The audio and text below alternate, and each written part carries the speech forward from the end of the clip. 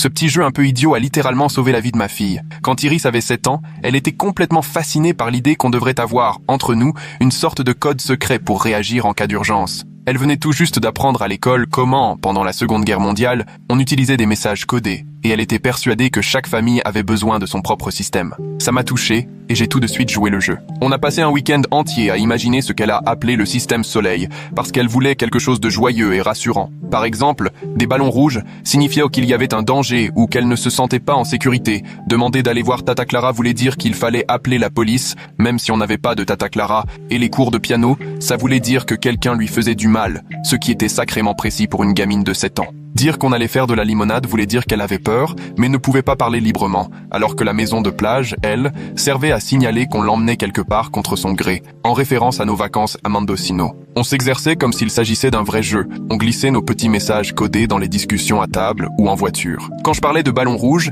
Iris répondait du tac au tac par la phrase clé « Papa a acheté des fleurs », ce qui voulait dire que tout allait bien. Si elle ne répondait pas par cette phrase, je savais qu'il fallait la prendre au sérieux. Avec le temps, on a fini par laisser tomber ce jeu. À 10 ans, Iris et moi, on était débordés. Entre ses entraînements de foot, mes journées au boulot, ses histoires de copines, le système soleil était devenu une blague, du style « Tu te rappelles quand tu m'obligeais à mémoriser tes phrases bizarres ?» Pourtant, je me rendais compte qu'elle utilisait encore parfois ces expressions machinalement, comme on touche du bois ou qu'on évite de marcher sur les fissures du trottoir. C'était devenu une sorte de superstition enfantine. Elle évoquait les ballons rouges quand elle stressait à l'idée d'un contrôle ou demandait des cours de piano quand elle se sentait dépassée. Au fond, c'était devenu naturel chez elle, une façon comme une autre d'exprimer ses émotions sans même y penser. Arrivée en seconde à 14 ans, elle a commencé à sortir avec Cody, un garçon de sa classe. Au début, il semblait irréprochable, poli quand il venait la chercher, bon élève, basketteur à ses heures, et même conseiller délégué. Mon ex-femme l'adorait, forcément. Moi,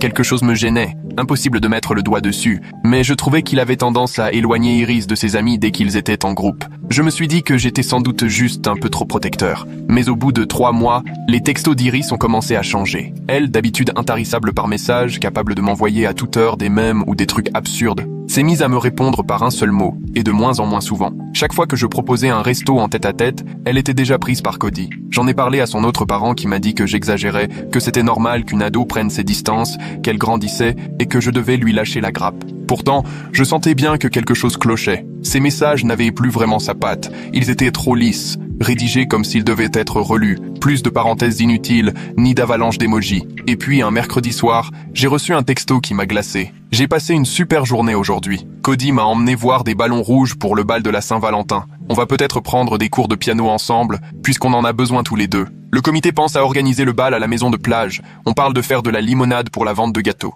J'ai senti mes mains trembler. Chaque phrase était codée. Ballon rouge, cours de piano, maison de plage, limonade, mais pas la fameuse phrase de sécurité, pas de « papa a acheté des fleurs » pour me dire que c'était une plaisanterie. Je suis resté scotché devant mon téléphone à essayer de me convaincre que je m'emballais, qu'Iris avait mélangé des vieux souvenirs sans y penser. Mais je savais qu'elle ne m'avait jamais parlé de bal chez Cody pour la Saint-Valentin. Elle n'était même pas dans le comité, et il n'existait pas de maison de plage dans le coin. Elle avait glissé tous les signaux d'alarme dans un même message. Impossible que ce soit accidentel. Quelque chose n'allait décidément pas. J'ai essayé de l'appeler tout de suite. Elle n'a pas décroché, je suis tombé sur la messagerie. J'ai réessayé plusieurs fois, aucune réponse. Je lui ai écrit pour m'assurer que tout allait bien, toujours rien. J'ai appelé son autre parent, qui m'a confirmé qu'Iris dormait chez son ami Mallory, que je m'inquiétais pour rien. Malgré tout, je suis allé chez Mallory, j'ai sonné à la porte à 9h30 du soir. Sa mère, toute surprise de me voir, m'a annoncé qu'Iris n'était pas là, qu'elle ne l'avait pas croisée depuis des semaines. Elle m'a demandé si tout allait bien, je lui ai vaguement raconté une histoire de rendez-vous raté et je suis reparti. J'ai rappelé mon ex,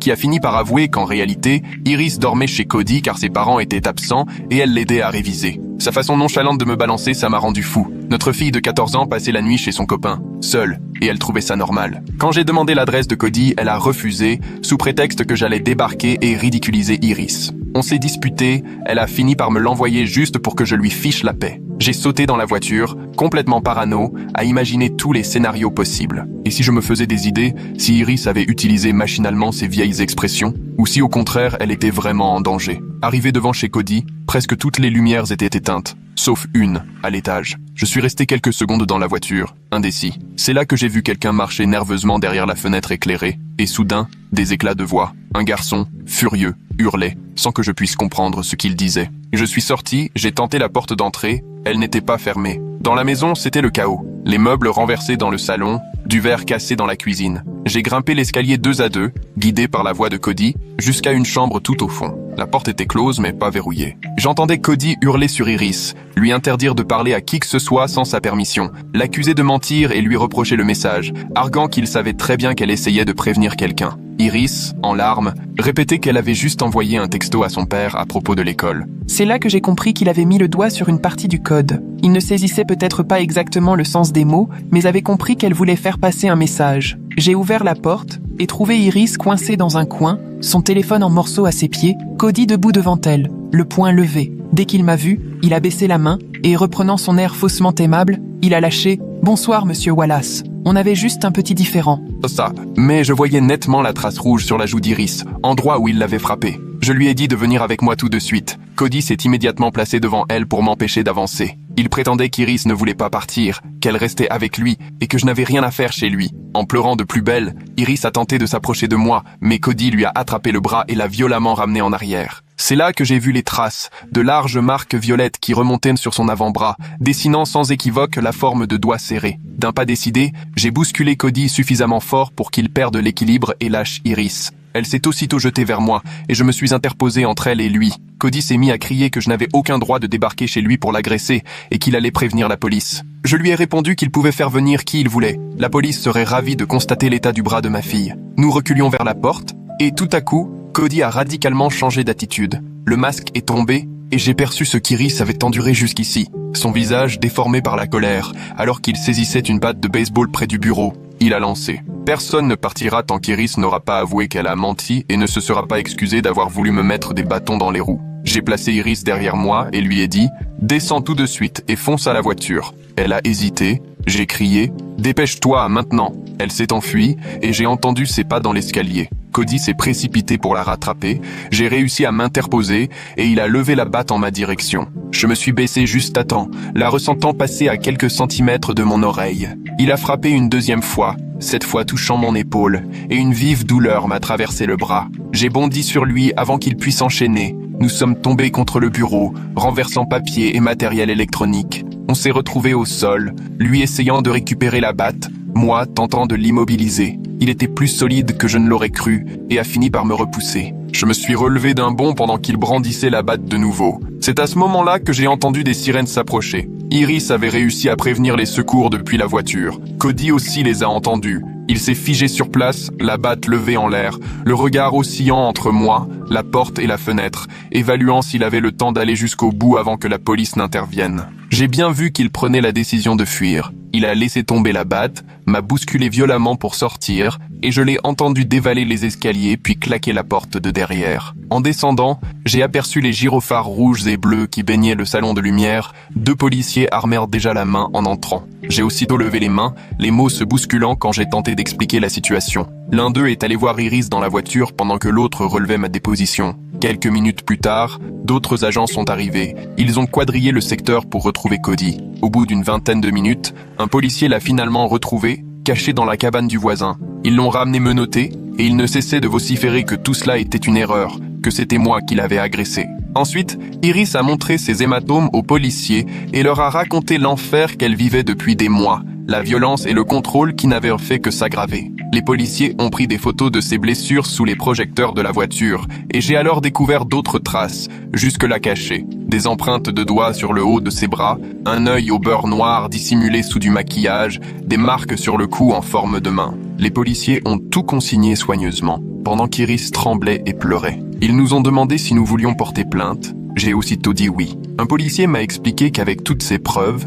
physiques et l'attaque à la batte, Cody allait être poursuivi pour des faits graves. Coups et blessures, séquestration, violence aggravée. Ils ont emporté le téléphone brisé d'Iris pour l'enquête et récupéré la batte à l'étage. Une enquêtrice est arrivée et a emmené Iris dans une autre voiture pour recueillir son témoignage détaillé. Je l'ai vue à travers la vitre raconter à la policière des mois d'horreur, pendant qu'elle prenait des notes. Mon ex-femme est arrivée une trentaine de minutes plus tard, prévenue par les policiers. Dès qu'elle a vu les bleus d'Iris, elle s'est effondrée en larmes et ne cessait de répéter qu'elle n'avait rien vu, qu'elle ne s'en était pas doutée. J'avais envie de hurler qu'elle ne m'avait pas cru quand je lui avais dit que quelque chose clochait. On nous a emmenés à l'hôpital pour qu'Iris soit examinée plus en détail et qu'on vérifie l'existence de lésions internes. Le médecin a diagnostiqué 3 côtes fissurées, de nombreux hématomes sur tout le torse, des traces de strangulation datant d'1 semaine que la pauvre avait tenté de cacher sous des cols roulés. À chaque constat, je me sentais un peu plus mal. Le médecin a demandé tout doucement à Iris si elle avait subi une agression sexuelle.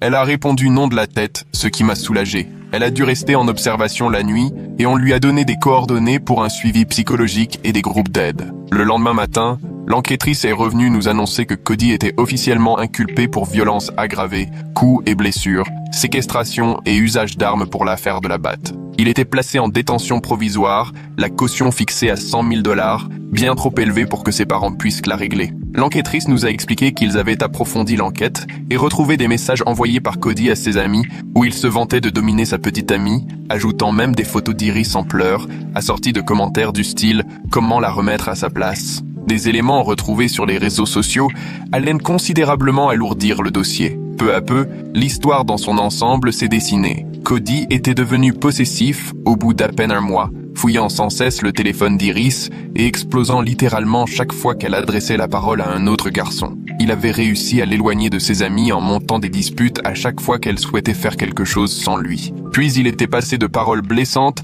à des gestes brusques, avant d'en venir aux gifles et aux coups de poing. Il la menaçait de se suicider si elle le quittait, brandissant des cachets soi-disant dédiés à cet usage. Il lui avait martelé que jamais personne ne la croirait, qu'il réussirait à renverser la situation pour qu'on l'accuse, elle, et malheureusement, ça avait marché. Complètement isolée, terrorisée et persuadée qu'elle était seule au monde, Iris s'était retrouvée piégée, Cody ayant méthodiquement coupé absolument tous ses liens avec l'extérieur. Le seul aspect qu'il n'a pas pu maîtriser, c'est le fameux message qu'elle a réussi à m'adresser pendant qu'il était parti aux toilettes. Dedans, elle avait glissé tous les mots de code qui lui revenaient en tête, espérant de toutes ses forces que je ferais le lien, même après tout ce temps. Plus tard, elle m'a confié avoir failli perdre espoir, ayant peur que j'ai oublié ou que je la prenne pour une affabulatrice. 3 semaines plus tard, lors de l'audience préliminaire, Iris a dû témoigner, racontant les violences subies, alors que Cody la fixait à quelques mètres de là, ses yeux lançant des éclairs. Elle était morte de peur, mais elle s'est accrochée,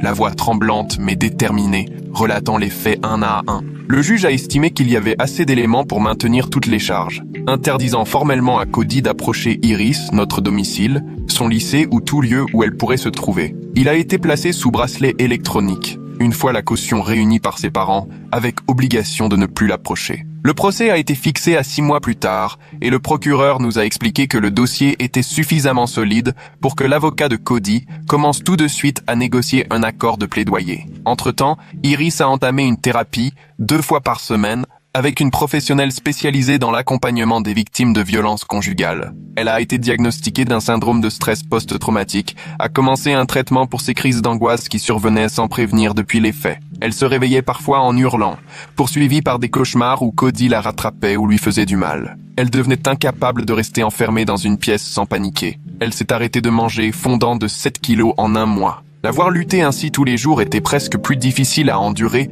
que la nuit où j'avais compris ce qui se passait. Mon ex-femme et moi, on a eu de longues discussions, assez douloureuses, à tenter de comprendre comment on avait pu être aveugle. Elle m'a avoué qu'elle avait préféré croire qu'Iris vivait ce que vivent toutes les ados, parce qu'admettre la réalité, c'était reconnaître qu'elle n'avait pas su protéger notre fille. Elle s'était convaincue que les hématomes venaient du foot, que la perte de poids relevait d'un nouveau régime et que l'isolement était simplement un comportement d'adolescente amoureuse. Au fond, elle avait accepté de voir ce qu'elle voulait, en occultant le reste. Finalement, nous nous sommes lancés dans une thérapie familiale pour travailler notre culpabilité et chercher les meilleures façons d'épauler Iris. La thérapeute nous a expliqué que les agresseurs savaient parfaitement se montrer irréprochables aux yeux des adultes ou des parents, tout en martyrisant leurs victimes en privé, et que, dans la grande majorité des cas, la famille ne réalisait que trop tard, tant les signes étaient bien cachés. Ça a, dans une certaine mesure, déculpabilisé, même si la sensation d'avoir abandonné Iris dans cette épreuve reste difficile à digérer. 6 mois après cette nuit-là,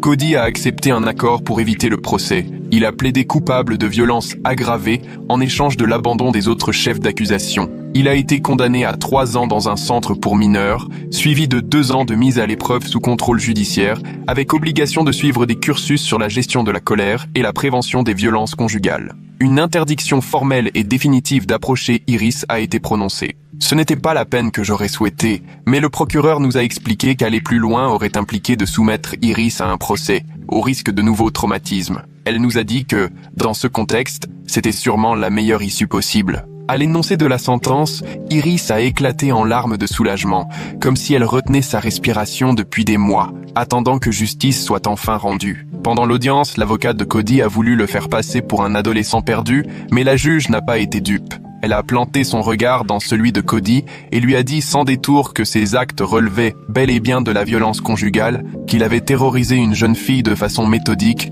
et qu'il pouvait s'estimer heureux de comparaître devant un tribunal pour mineurs plutôt que d'être jugé comme un adulte. Aujourd'hui, 3 ans après les faits, Iris a 17 ans. Elle continue d'aller en thérapie chaque semaine et il est probable qu'elle en ait encore besoin un bon moment. Elle reste sur ses gardes avec les garçons au lycée et n'a eu aucune relation depuis. Il lui arrive d'avoir encore des crises d'angoisse, parfois juste à cause d'un parfum qui ressemble à celui de Cody ou d'une scène trop violente dans un film. Mais elle progresse doucement. Elle a retrouvé sa place dans son équipe de foot et s'est rapprochée d'amis qu'elle avait perdus de vue. Elle candidate dans plusieurs universités et envisage d'étudier la psychologie pour, à son tour, venir en aide à ceux qui vivent des situations similaires. Au lycée, elle a créé un groupe d'entraide pour sensibiliser les autres adolescents aux violences dans les relations, n'hésitant pas à partager son histoire pour aider d'autres jeunes à repérer les signes avant-coureurs. Elle a transformé ce qu'elle a vécu en engagement.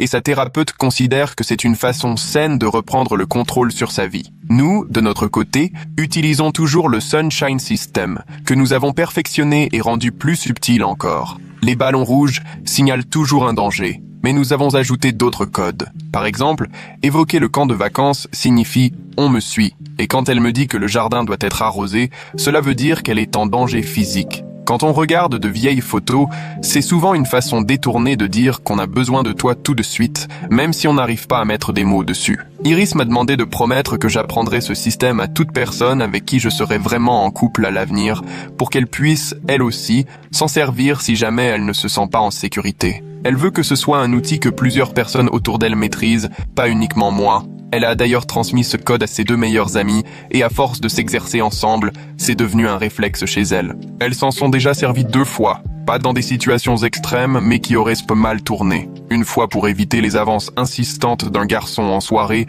qui ne comprenait pas le refus, l'autre fois quand l'ex d'une amie a commencé à avoir un comportement préoccupant. Grâce à ce code, elles ont pu demander de l'aide sans attirer l'attention, ni créer de scandale. Iris s'est aussi lancée dans la transmission de l'idée aux plus jeunes, en les aidant à inventer leur propre code en famille, comme outil pour se protéger. Elle est bénévole dans une maison des jeunes, où elle anime des ateliers sur la sécurité personnelle, en proposant des techniques de communication discrètes pour les situations où il est difficile de parler franchement. Pour elle, il est essentiel de s'entraîner souvent, pour que le réflexe soit là au moindre souci. Les enfants accrochent tout de suite parce que c'est un peu ludique, mais Iris insiste bien sur le fait qu'il s'agit d'un vrai outil qui peut vraiment leur sauver la vie un jour. Merci d'être resté avec moi jusqu'à la fin. Si cette histoire vous a plu, n'hésitez pas à liker, à laisser un commentaire et à vous abonner pour ne rien rater de la suite.